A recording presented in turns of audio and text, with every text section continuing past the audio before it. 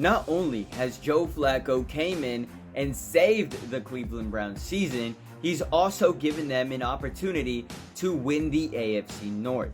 He has them currently sitting at 10-5, and the Browns are set off to play the New York Jets next week and the Cincinnati Bengals right after. Two very winnable games, especially with how Flacco has been playing. Of course, when Joe Flacco joined the team less than a month ago, they were already in a good position to make the playoffs at 7-4. That was mainly due to their amazing defense. Their quarterbacks had been shaky throughout the year. Even when Deshaun Watson was in, they were winning games, but they weren't winning them convincingly, and he wasn't playing his best football. Then PJ Walker played a few games. They had a couple other backups play. Nothing really stuck until Joe Flacco got onto this team. Of course, his first game would be against the LA Rams, and it started off very well. It was about a 5-minute drive, and it ended with a 24-yard touchdown pass to Jerome Ford. Of course, after that first drive, things began to slow down for the Browns. They would get another touchdown later in the game in the fourth quarter, which was an 8-yard pass to Harrison Bryant. And other than that, the Browns almost didn't score at all. That is why they ended up losing 19-36. And of course, the first game was rough for Flacco, but you have to remember, it had been almost an entire year since this guy had been in the NFL, let alone playing football. You see, the reason Flacco struggled in the game against the Rams is because he needed more time adjusting to the system in Cleveland. Shout out to the QB coach and offensive coordinator for building a scheme around Flacco where he would thrive in. Because since that game against the Rams, he has been excelling. He's been balling out. And it's very obvious when you look at how he played versus Jacksonville. At the time, the Jaguars were still competing for the first seed in the AFC. So a game against the Browns was very important for their playoff seeding. Of course, we know how that game went. Joe Flacco balls out, throws for 300 yards, 26 completions, and 3 touchdowns. He's doing all of this at 38 years old, by the way. Now, the first quarter and second quarter was really all David Njoku, who was able to catch 2 touchdown passes, one for 34 yards, one for 30 yards, and it was able to give the Browns an early 14-0 lead. Of course, Jacksonville would try to claw back into this game, but the fourth quarter was mostly Cleveland again, as they were able to score on a 41-yard pass to David Bell, and then give themselves a 2-possession lead with 3 minutes left, as Dustin Hopkins hit a 55-yarder. But again, I want to give flowers where flowers are due. And the Cleveland Browns defense deserves all the praise in the world, especially for the game against Jacksonville, where they were able to get 3 interceptions, 1 by Greg Newsome II, 2 by Martin Emerson Jr. They got 4 sacks, 8 tackles for loss, and forced a fumble. This Cleveland Browns defense is what's been keeping the team in games throughout the entire season.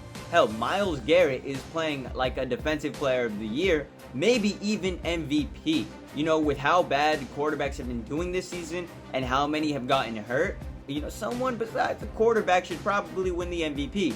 And if it's not going to be an offensive player, it should go to Myles Garrett, just because of how good he's been playing all season. The following Sunday, Joe Flacco and the Browns would stay in Cleveland as they were set to face off against a hungry Chicago Bears team who was looking to make a late playoff push. They were 5-8. The only way they were making it into the playoffs was if they won their next 4 games, which meant they were going to try and win by any means possible. Of course, that isn't what happened, because Joe Flacco looked at the Bears and said, "Screw your playoff hopes. I'm trying to get to Cleveland to win the AFC North." And that's exactly what happened here. He threw for 374 yards, 2 touchdowns. If there's one thing Joe Flacco is, it's that he's a gunslinger. Not many of those are around in the NFL anymore. But hell, Joe Flacco, 38 years old, drafted in 2008? Yeah, he's still around, and he's still trying to prove a point. In the second quarter, he would throw a touchdown to none other than David Njoku for 2 yards. And then after that, things slowed down for Cleveland, especially after Joe Flacco threw a 45-yard pick six that ended up giving the Bears a lead which they would end up stacking to 17-7. It was not looking good for the Browns, but then the Bears do what they do best. they choked the game away. And in the fourth quarter, the Cleveland Browns would go on to score 13 unanswered points that would end up giving them a 20-17 lead. A majority of those points came off of a 51-yard pass to Amari Cooper for a touchdown. Joe Flacco has had a lot of these touchdown passes that go for 30, 40, 50 yards because he can absolutely rip the ball. But anyway, that would set up Cleveland with a 9-5 record as they would be looking to play the Houston Texans this week. That is the game that just happened, and with the way Joe Flacco performed against the Texans, it's the reason this video is being made. His performances have been very impressive, and then he goes and does what he did against the Houston Texans. Yeah, Joe Flacco is an absolute story. 38 years old, was basically done. His career was over. The Cleveland Browns call him up because of all the injuries happening, and he is performing. Hell, if the Cleveland Browns win the Super Bowl, it's because Joe Flacco is on the team. It always has seemed like Joe Flacco does not get the respect he deserves. He was a fantastic starter for the Baltimore Ravens. That's why he was their QB for more than a decade.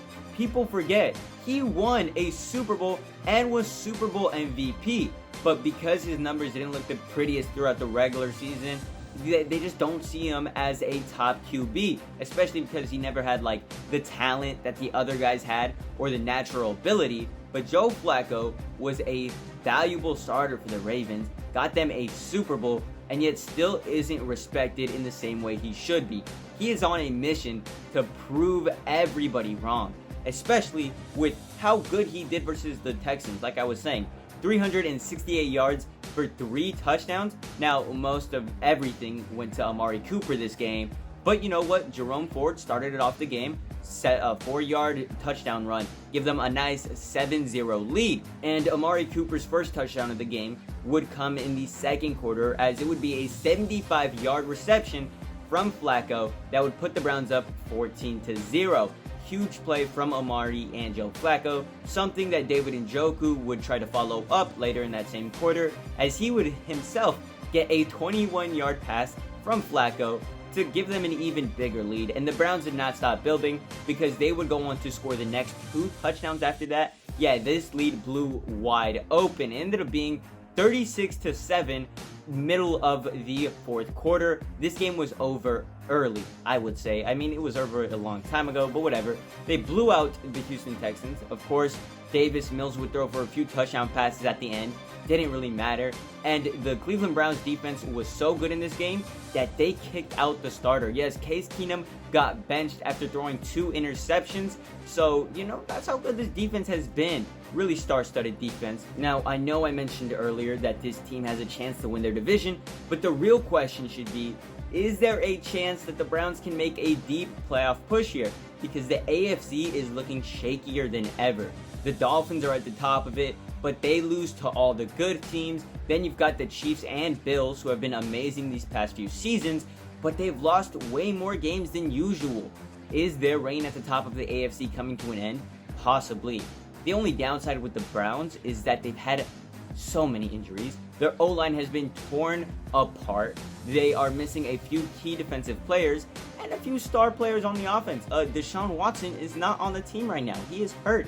This $200 million man is being pushed to the side, and the Browns are playing good without him. In fact, all of these injuries are probably perfect motivation for a team who has been able to bust out win after win on a weekly basis.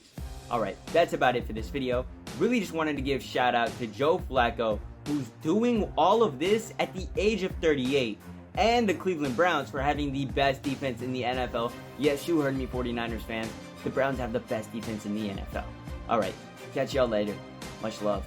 Deuces.